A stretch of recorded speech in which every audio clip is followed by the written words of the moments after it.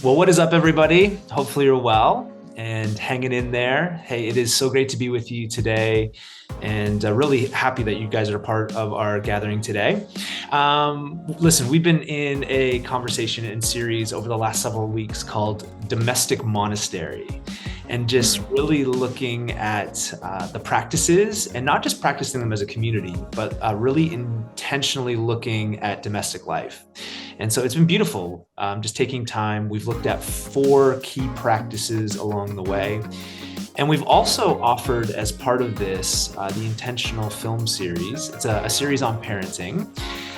And I would say maybe a month ago, I reached out to Brook here. This is Brook Moser. I got that right? Moser. Oh, you got it, bro. You got The it. Yeah. so you say Z, we say Z, I think, right? Yeah, you're probably, yeah, you guys are more accurate than we are for sure. But yes, it's the trashier way, which is Z. It's here. Yeah, yeah. No, America's always better. It's a big. That's not true. Um, We both know that. where we could go, I guess, with that. Yes, yeah, yeah, But I reached out to Brooke. I just feel like I was saying to Brooke just off camera, off air, whatever you say, yeah, just yeah. how our own story as a church community has very much been. I feel like there's really nothing to lose in reaching out to people that have a wealth of experience, and now with technology. Mhm. Technology is not always great. There's obviously, it rears its head in some ways, but this is a great opportunity for us to kind of connect with Brooke. So I reached out to Brooke about, I'd say, a month ago, and Brooke's going Mhm. to tell us a little bit about himself, but he's part of the Intentional Parent, kind of, what do you call it, a movement ministry? Yeah, yeah, yeah, yeah. Intentional. It's all about spiritual formation in the family. So yes, we do talk about parenting because parenting is a major part of the family, but we also talk a ton about marriage and individual spiritual formation because uh, it's really hard to give away what you don't possess. And so if we're talking about being a good parent, it's hard to do that when you're not a good person, as For one example, right? So sure. yeah, there's a handful of different things. Cool. And so we offered this during the series. Again, reached out just thinking, hey, would you have a conversation around just cultivating this in our homes? And I just really feel like the film series is really beautiful, giving some amazing snapshots of how we can lead our kids in the way of Jesus. So all y'all, we've invited Brooke just to have a little conversation here that's going to help kind of lead our teaching for the day, and kind of glean some things from him as we kind of wind down this series. So really thankful you're here with us, man. I know we got into it a little bit there, but why don't we Yes. start here? You're in family ministry, that the kind of that bent. Tell us a little bit about Mhm. your family. Yeah, so ironically, my wife and I, Elizabeth, we've been married 16 years. We have 4 kids. We have our son Duke, who is 13, and then Scarlett, who's 10, Birdie James, who's 6, and then Sloan, who's 4. So we have a boy and three girls. One of our little girls, Birdie, has special needs. So our home is both full because of the reality of the quantity of children that we have, but it's also even more full because we just have unique needs that are represented. And so life is really full with the day to day in and out of parenting and trying to be a decent human and loving my wife and family.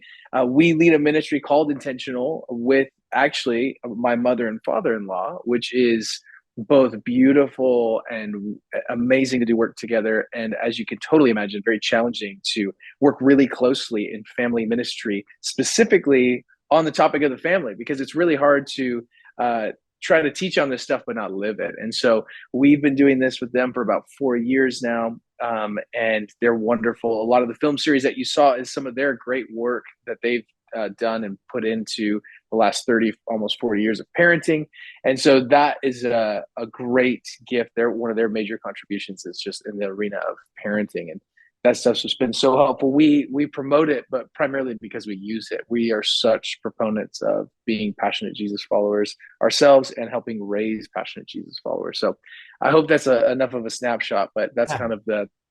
that's kind of the ins and out. I've been one more clarifier. I've been in pastoral ministry for the last 17 years, and just this upcoming January, I'm going to be actually stepping out of uh, pastoral ministry and focusing fully on intentional in the nonprofit world. So I've been in your boat for a bit when you texted me and we talked when you were sharing the bivocational and when you were sharing kind of how your world was split. I was both like intrigued and fascinated and felt like, oh, I know this guy. Like we can talk. I know this guy for sure. So anyway, yeah. So I've kind of wore both hats for a bit and kind of split my time between church and between nonprofit stuff.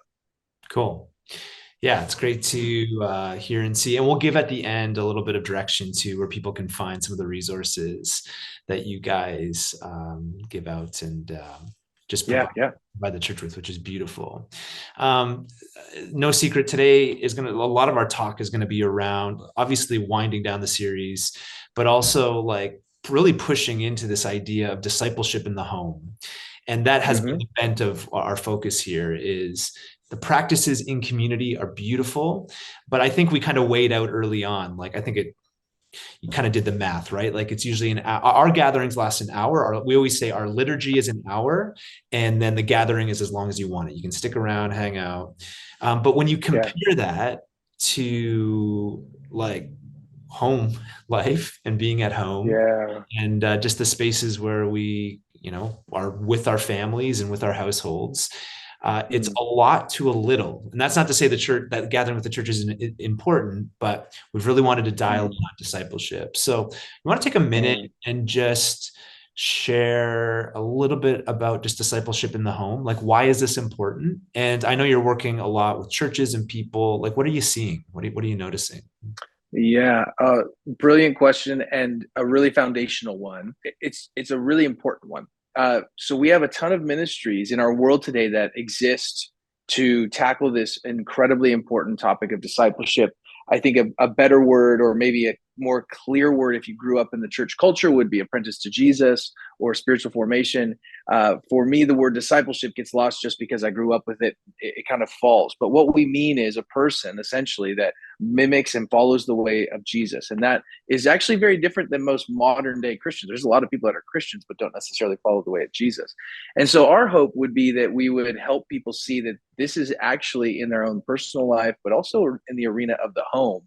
It's their responsibility. And if you go back to Deuteronomy chapter 6, you have this wonderful passage. Of course, you're familiar with it, and maybe for anybody that's listening that's not, there's a Deuteronomy chapter 6, there's this wonderful thing called the Great Shema, the saying, and it's talking about when you rise up, and when you lie down, and when you walk along the road. Like it's your job, parents, to talk to your kids about the way of Jesus in the very domestic moments of life.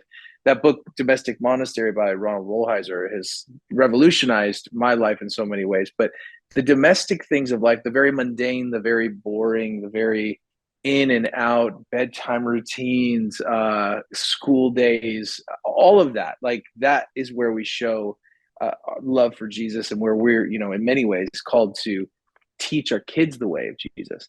So back to current time, we have all of these wonderful ministries that are tackling this topic of discipleship. But if you read the scriptures, it's very clear that God's plan A for bringing people to Jesus wasn't actually through discipleship ministries that exist at Praxis or exist in any other nonprofit or around the world. Their plan A was that parents would follow the way of Jesus in such a deep way that they would teach their kids, and then their kids would teach their kids, and their kids would teach their kids. And generationally, time goes on and on and on, and you are teaching your family the way of Jesus. And so it really comes down to, of course, church is not enough because church was actually never God's design to tackle that very real problem. It's a part of the discipleship process. It's a part of spiritual formation. I would say if you're not plugged into a local church that loves Jesus and practices Eucharist and worships and gives and has prayer moments of prayer and opportunity to give your talents and your gifts to Jesus, I would say you're missing out on a very important part of your discipleship to Jesus. And so why is simply because that's God's plan. That's God's design. And when we live in God's ways, we know this, and anybody that's followed Jesus for any amount of time, anytime you walk in God's ways and live in his beauty and live in his instruction, there's flourishing. And I love that word. I think flourishing is better than like having a blessed life or having good vibes or whatever, choice word you want right now. But I think it's a flourishing life. It's fullness in your health and in your family and in peace of mind and in relationship. And so I think why is because it's God's plan A. And if we can catch that vision as parents or as individuals, as single people, we actually have an opportunity to change the world. And I know that sounds like I'm pitching something to you or selling something to you, but this was actually God's design written at the beginning of Scripture. This is how He decided to change the world, to come down to partner with broken, sinful people like us, and to help us along the road to help others to do the same. And so, yeah, that's some of the why. And I'm so passionate about it because I've seen the fruit of that in such an important way in my own life and my own family. Yeah, so good. We actually opened up the whole like the introduction teaching to this with the Shema as kind of the thing There you go. that leads us. I don't think we talked about that, but yeah, beautiful in this That's picture. great. You know, when you walk the road, when you eat, when you yeah, layer. Oh, the day to day when your kids wake you up in the middle of the night is your response like what? Like often we have four kids, like I said, and right now our 4-year-old is in the stage. She's so sweet. And for our sanity, we don't have our kids sleep in our bed because I like sleep is so important. So if they come in and they're scared, it's like, okay, you can stay with us for like 4 or 5 minutes, but you went back to bed because I can't sleep. Like it's completely selfish. And she comes in and she's like, but she doesn't just like wake us up like hey mom dad I'm scared. She like sneaks in, she's just so quiet, and then she gets close and then she like puts her hands like right above my chest and then hits me and says dad, and I'm like and every time I mean just scared out of sleep. So like what's my response in that moment, right? Like the very daily stuff of life. Am I responding with anger, or am I like, sweetheart, please don't, daddy could die if you do that, things like that. No doubt. That's awesome. What are you noticing amongst churches? Because I know you travel a bit. Mm-hmm. And you've alluded to this, like with the ministry, with intentional, doing just a great work, seminars, the film series, but rubbing shoulders with people in churches. Yeah. What do you notice? Like bent towards this? It seems like there's more of a hunger, I think, for households to engage this stuff. What are you seeing? Well, I would say, man, it's a great question. And it's a great question because you're hitting on something that's pretty interesting, which is there's a lot of people who want to be good parents, but there's not. The pool gets a lot smaller when you talk about raising passionate Jesus followers or kids that really actually not just are like able to go to college and be a functioning human. That's really important for sure. We value that. We teach for that. But we also like it's another layer when you talk about raising a passionate Jesus follower. And so I think what you see is the group that wants the group that wants to parent well is pretty big. The group that wants to raise passionate Jesus followers, as it goes on, it gets smaller and smaller and smaller. Um, and here's what's so interesting. I think the felt desire, especially in the early years, you don't feel it that much. I think you feel the chaos of like, wow, it's really hard. Like if you're sitting there and you have a newborn and you're standing in the back watching this video, what you're doing right now is surviving. Your job is to keep that baby alive yourself, keep your marriage intact, right? Like just get through these moments, enjoy them as much as you can, but you're surviving and you're keeping the very physical part of them alive. And at the very same time, you don't feel that right away that like, man, I know that I want to teach my kids the way of Jesus, but I don't see their sin yet. I don't see how they're going to fall away or how what their perpetual bent's going to be. And so I think that to answer your question, when you start moving into and your kids get older, I think you start to realize, whoa, I need to teach my kids in the way of Jesus. And what we end up seeing is two groups of people. One group that goes, I really don't know what I don't know. I really want to teach my kids the way of Jesus, and it's never too early to start. So I'm going to start right away. And then you have the second group of people who've probably gone into maybe like 8 to 10 years into parenting, and they're like, oh man, we have to course correct really hard. And just normal parenting or behavioral therapies or whatever aren't hitting the problem. It's a heart issue. And so then you get the second group of people that come and be like, what do I do? Please help, And so I just want to say something to those two groups that we see, and because I'm sure that even some sitting there there might be both even sitting there today. One, if you can start earlier, the better. And meaning that the earlier, the easier it will be to teach these things, the easier it will be to continue to push them through your home and help your kids see the way of Jesus. But secondly, if you're in that group where you're like, oh my goodness, I need to start this, it's never too late. It is never too late to start saying, hey, as for us, as for me and my house, we're going to serve the Lord, and we're going to do this. And it might be a little awkward. I think some of that awkward tension of like, well, we never used to pray at dinner, and we used to never do family devotions, and we used to never like give to the poor or even give to the church. But like, uh, but we're going to start doing it. We're going to start actually being those types of people that become more like Jesus. And so I think that we're seeing that those two groups, and I think that wherever you're at in your journey, um, there is grace. Just a heart for somebody that says, "Hey, I want my kids to follow the way of Jesus." That's beautiful. God blesses that. He blesses the parents that want to do that. And honestly, if you're a parent and you're sitting there, you know that you need the grace of God to raise your kids at all. You need the grace of God to get through today and get through tomorrow and this next week. It's a full on partnering with Jesus to see His fruit through your children come to fruition. Yeah, I love that. I do appreciate the distinction from the parenting movement, because I think you're right. There's a lot of people that want to parent well, but obviously what the church has to offer, distinguishing that is, I think, important, right? In your work, Mm-hmm. yeah, in discipleship, which is great.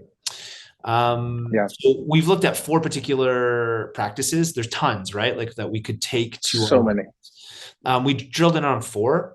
So we started with scripture, just the narrative of scripture, the story of scripture being saturated in our homes. Focused on reading it, but as well telling the story as a big part of Yes. the hopeful rhythm in our homes. We pointed back a little to that, like just around Israel's story, the early church's story. They were story formed, they were oral formed people. And so they knew Mm-hmm. this and passed it on. And that's, I think, a big part of the Shema as well. We focused on prayer, obviously looking at fixed things we can do in our homes for prayer. The third practice was generosity. So we eat together, we have to eat meals. Yes. Let's make it worth it, kind of deal. And then one that's a little unique is we focused on words of blessing, like words Oh, blessing each other in our home, yes. words of life. Yes. I noticed a lot of the spiritual practice teachers haven't focused in on that as much, but something we just kind of felt like would be Yes. maybe a little unique. With that said, there's tons. You guys I've listened into the podcast. I'm sure others have as well.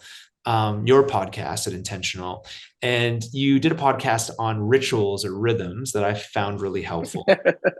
I know you talked in there. Yeah. Sometimes it can be hard because we don't like that word in evangelicalism, like rituals. I know it can kind of like grate on Yeah. us. But with all that Yeah. said, what are some practices? What are some things that you think are essential? I know I just said four, like ones that are pretty common, but what do you think as far as Yes. practices, rhythms? What are you seeing like that's working for people? Yeah.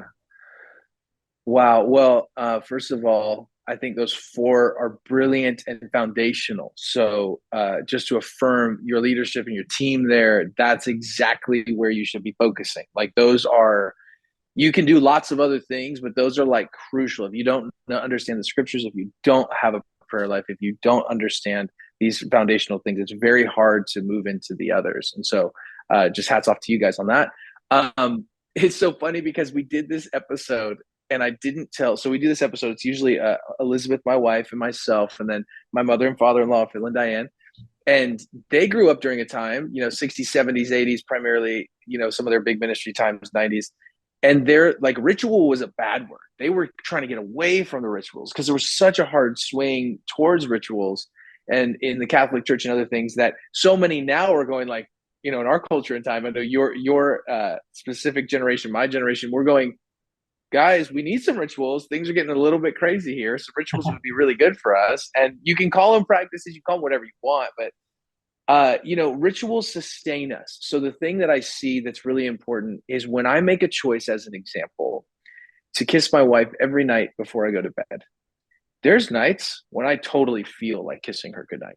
And there's probably nights when she does too. Probably less more often than I probably feel it more often. But then there's nights when I just am like so tired. I'm like in bed already. I'm like, I don't want to roll over to give you a kiss. Like, I mean, I love you. You don't need that. At the very same time, there is a sustaining power in our ritual and our ritual to just simply give a kiss goodnight. It reminds her that no matter how good things are or bad things are, that I love her, that I'm with her, that I'm caring for her, that there's consistency. And I know that's a silly, simple example, but I think it really holds true to the point that you end up doing things in a ritualistic way, not because you always feel like doing them, but because they sustain you for the long haul. They sustain you in your relationship with Jesus. They sustain you in your parenting. They sustain you. So I just love that you brought that up. And my even on that particular episode, if you go back and listen, it was so funny because it was so hard to get even into my in-laws' mind. Like, it's okay to use the word rituals. Rituals are good. Like, we got to talk about them. And we ended up just deciding to agree to disagree that we can use a different word. But whatever word you want, practice, discipleship to Jesus, ritual, I think that you need to have them. One that I see that has been very impactful, and I can't speak for what I'm seeing everywhere because I think everyone's home is different, everyone's needs are different, and everyone's ecosystem in their home is different. But I'll say a couple of universal ones. The first one is to just jump off of what you already said, blessing other people. There's a book by John Trent called The Blessing. Have you heard of this book? I have If not. not, okay, so you need to get it. If you're hearing this and you're curious and you're like, how do I bless well? Get this book. It was written maybe in the 90s and they did a revamp recently. It talks about how to properly bless your kids, bless your children, bless your friends, bless your marriage. And it basically highlights the problem that we are a culture that has not been properly blessed, that so many men go into the world not properly blessed. So many daughters and sisters and beautiful, wonderful women have never been blessed and affirmed in a way that brings life to them. And then so many marriages don't have that, or parenting and all the like. And so I just want to affirm that there's a phrase that we say around here all the time, that your children will become who you tell them you see them becoming. And that is absolutely true. When I tell my little one, you're being so frustrating and annoying and irritating, which, to be fair, like, if you're a parent, you have those moments, they're real, that's honest. But I find when we say that, they become almost more of that. But the opposite is true, that when I say, man, I see you struggling today, but I also see that you are kind and you are gentle and you didn't hit your sister that time. Good job, right? Like, I bless who they are, and they start to, and this is biblical, this is foundational stuff, but they start to become who you tell them you see them becoming. And that's a really huge gift that I think parents underutilize. Instead of getting angry at their kids and saying, how could you? What are you thinking? Which obviously in our generation is less acceptable than it was before. But I think there's still subtle forms of that all over the place. Shame is a big one. So blessing is so important. And if you want to know more specifically, we also did a whole episode. We did 2 episodes on this in our podcast. You can see we go into a ton of detail. And if you want even more detail, get this guy's book. It's great. But the other one that has been massive for our family is being people that say, I'm sorry very often. That ritual is a really important one. And the reason why, and you know this, you sit with people all the time. I know, with the arena of therapy, psychotherapy, all that stuff. We wound people all the time. We hurt people constantly. A lot of the times we're conscious of it, and then there's that unconscious stuff where we don't even recognize sometimes when we're wounding people. And that especially happens, and we all know it's mostly those that are closest to us. And so I think that building the ritual into forgiveness culture, if you want to call it that, or apologizing, or really going after reconciliation within your relationships, which is what it is a really important ritual to have. In your marriage, it's important to keep short accounts. It's important to, if you misspoke and you were rude and you're irritable, it's important to say, hey, I'm sorry for being rude. Will you please forgive me for not honoring you and being disrespectful, right? I have to say this all the time. And I grew up in a home where we didn't have this.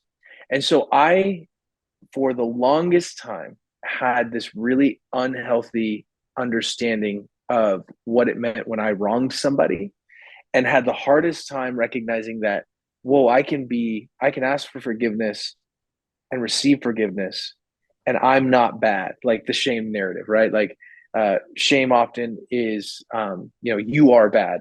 No, I made a bad choice, but at the core of who I am is not bad. I just made a bad choice. And so I need to own that bad choice. And so we take that and we apply that to our family, Elizabeth and I, we apply that to our kids. And why I'm telling you that is because that ritual has seemed to save our life. Because there's moments when I am short and I am irritable and I'm not this, like, we're in parenting ministry, which is comical to me, family ministry, because I feel the least qualified to do this stuff.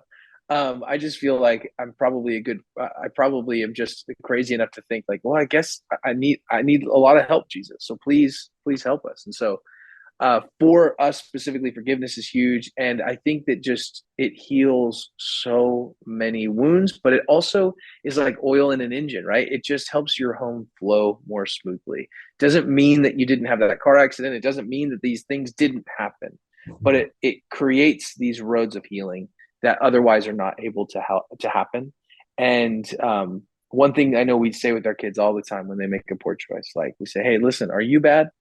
And they're often like, they know the rote thing now. Like, no, I'm not bad. Like, right, you're not bad. You are wonderful, beautiful, amazing human, but you made a really poor choice, and you have to own that choice. And that's what this means. It means you apologize, and sometimes there's restitution, sometimes whatever it is. But we try to build that in, and that ritual has been incredibly life changing for us. So good. Yeah. A culture of forgiveness. Yeah. Yes. One to, I think, for us to think about and just adding to the arsenal, which is Yeah. good. So good. Man, that's awesome.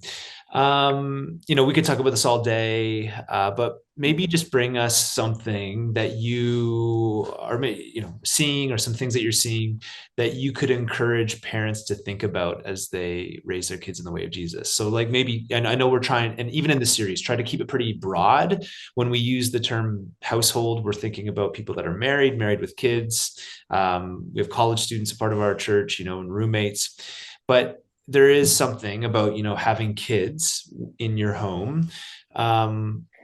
Anything? Yeah, and I know it's like, how do we do this in just a couple minutes? But anything you could share No, that no, yeah. you feel would encourage parents a bit in this? Yeah. Um, I mean, there's a lot. The first ones that come to mind, and I'll go with those because I'll trust that those are the Spirit's uh, direction. The first one is, at the end of the day, you are their parent. And what I mean by that is God, I don't think I know, gives us an intuition into our kids that no one else has. He gives us a responsibility that no one else has to protect, to watch over, to care for, to love, to train, to discipline. He has put that responsibility on you, whether that responsibility came because you were family planning or it was like well, now we're having a baby moment. You are now in this world where you are their parent. And I cannot tell you how many times looking back on raising our kids, how I've been so thankful and grateful that I had others remind me it's my job to protect my kids. That means exposure to things, what I let them watch, what I let them interact with, the people that I let them interact with, who watches them, right? Like for a long time, my family of origin, there's a lot of brokenness, there's a lot of pain, there's a lot of hurt, there's a lot of stuff that I've just gone through to guys like you for a long time, Drew, lots of therapy to get through and understand. Um, but there was a long time when I couldn't understand, but we had this like deep sense that we were not supposed to let our kids be with my family and have my family watch them on day trips or overnights and all this stuff. And lo and behold, years later, stuff comes out that was just horrific. And so, all to say, you're their parent and let the Spirit lead you. If you have a check in your spirit, obviously, like, don't put your head in the sand and like pretend that the world isn't going on about you. It is. But like, especially in the culture and the time that we live in, what you let in your home, whether that's technology, conversations, we're in a time when we need to educate our kids about what God says about them, who their identity, what their identity really is, what God's plan is for their life. So, um, it has been so important. We've seen so much life come from teaching our kids instead of just trying to overly protect our kids. And so, in the arena of technology, that's one of them. I know I mentioned it, but technology has been huge. Is that it's your job to encourage and help them understand what they're engaging with. And that you have a responsibility to watch over them and care for them and keep them. So you're their parent. That's the first thing. The second thing, your attention. Um, Giving your kids your attention. I cannot tell you how marvelous that tool has been. And I know it sounds simple, like I give my kids my attention. I'm talking about like active listening. I'm talking about like when your kid's talking to you and you're not actually, maybe you don't have a phone present. Like obviously if you do, that's like easy one, put that away. But like even as they're communicating with you and talking with you, sharing back, like even reflecting back, active listening, like, oh, cool. So I hear you saying this. And then even asking more follow-up questions to what they might be talking about. I see that changing kids in the most deep way, especially in attention culture that is so hard to grab. I mean, our kids are around kids all day long that don't give them their full attention. And so when their family can give them something that the world can't even come close to giving them, there's trust built, there's beauty. Give them your attention. It's great. Maybe just to wind as kind of as we wind down, there's a therapist saying right there as we wind down. Yeah. That means um, we have 10 minutes max. So share your yeah, thoughts quickly because we got to before move we on. kick you out, which we don't want to Yeah. do. Um, what are you noticing? And I know you've hit this a little bit with like the churches piece, but what do you see working for churches as they look to cultivate kind of family ministry and intentional ministry or intentional work at home? Do you notice anything? Maybe I'm putting you on the spot here. No, no, no. So Maybe, let maybe me just churches ask a doing it clear. well. Yeah, sorry. Got it. Like churches doing family ministry as well. Like Yeah, what am I seeing with that? and how it Well, translates to the home. yeah. Well, there's this wonderful problem uh, that is kind of ingrained, like that is present in the question you're asking, which is our generation understanding the importance of church again. Hmm. Uh, what I see, so before I can answer that question, what has been both alarming and hopefully I think an opportunity for a catalytic moment for families in general is families asking like, hey, I don't want to be like told what to do anymore. I want to like know why I'm supposed to do all this stuff. Now been that's been happening since the beginning of time. That said, though, I see our culture and our generation asking like, why do we go to church? Hmm. Why my kids are freaking out? They don't even enjoy it because they're crying half the time. So then I'm not even being able to listen. And then I'm leaving and I'm a stress nightmare, right? Like, why can't I just sit at home and watch this? And there's a whole lot of content I could give you on that. But the real quick one is God's church exists for you to serve the body of Christ. It actually doesn't exist to just serve you in the sense of like you come and receive. It's a place for you to come and give of your talents, of your time, of your energy.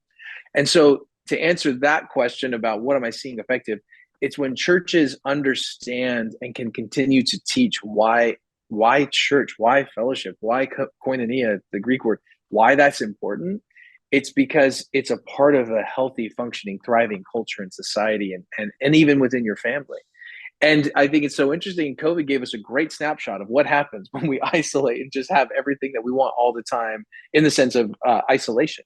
It's just it's not healthy for us. And so churches that I see doing it well and things I see them doing is involving families within not only what they're doing, but really in the day-to-day, like even volunteer culture, like their parents are involved with what's happening. They're also usually churches that are taking time to really be clear about what they believe and what they teach and teaching kids that Jesus is like fun. Jesus is like not meant to be this burden that expects you to always be perfect and he's a judge and he just can't wait for you to mess up. But they teach accurately who Jesus was and who he is. And they make it fun for kids, not in the sense of like blindly entertaining them. I'm not talking about that. I'm saying people interacting with them in a deep way. And I think that leads back to what we see flourishing in our time. Like I think churches that are doing that understand why this is important and that families that have like a regular rhythm, that's beautiful. I Yeah. really feel like this has been helpful in kind of, not that we're landing the plane on this forever, but as we've been Yeah. intentionally talking about this over the last several weeks, just keeping before us, what type of practices can we be cultivating? What are we seeing? And this kind of the last question we've been talking about here, just, wanting to be a community that equips people in their homes to see beauty, Mm, the kingdom of God come, and resourcing parents and homes and households as a way to see yeah. people. I love how you use the word flourish to see homes flourish. Yeah. Sure. So good, man. Hey, as we wind down, you're in Bend, Oregon. Is that right? Yes. Yeah. Yeah. We are. We are. Yeah, cool. Give people a little snapshot. I know, like, we've obviously had people engage in the film series, but Yeah. first of all, maybe yourself, like in some resources from you, and then as well from Intentional. It's Moser with an S, by the way. I know I said Z earlier. You say it with a Z though, right? So, Yeah. but maybe give us some resources we can direct people to as far as Intentional in your own work. Sure.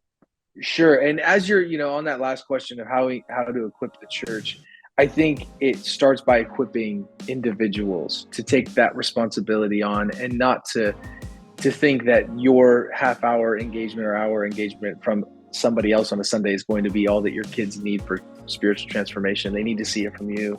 And so to help you on your journey, I would say the couple things. Yeah, the film series is one. That's a really practical, very interactive, meaning it's also a lot of content. You can just watch that right in your home. But that's the film series, Raising Passionate Jesus Followers. It's 9 films. It's about 6 hours of content from birth to launch of what it looks like to incorporate spiritual formation into your home, and then also to what it looks like to become a passionate Jesus follower and to raise your kids. We have the Intentional Parents podcast that we do.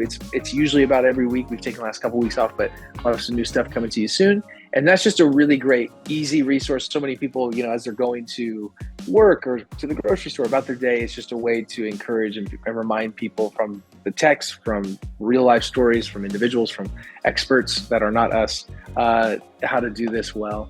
And then yeah, you can go to our website. That's another one. But we have different conferences that we do all over the place. And then we have a bunch new, actually this next year, I'm so excited. We have so many fun things. We have a fatherhood podcast coming out specifically for fathers in this generation and time, because that's a unique need. We're going to be starting motherhood retreats, where we're basically, Elizabeth, my wife, and Diane are going to be doing these retreats in different parts of the States, maybe even Canada, who knows, to basically pour into moms and give them a break, and then just to completely pour into them. And then we have a whole another arena that we're going to be developing this year as well, so check it out. Is all about intentional emotional health. And so basically being those people, bringing people like yourself, Drew, and others to the table who are experienced in this arena and field, and speaking to some of the real day-to-day lives around problems around emotional health, and how we can be full humans and individuals in Jesus's ways. So that's some of the stuff, and check it out. Yeah, intentionalparents.org. You can check us out on all social media platforms. We're there too. Always trying to just send out things there. Cool.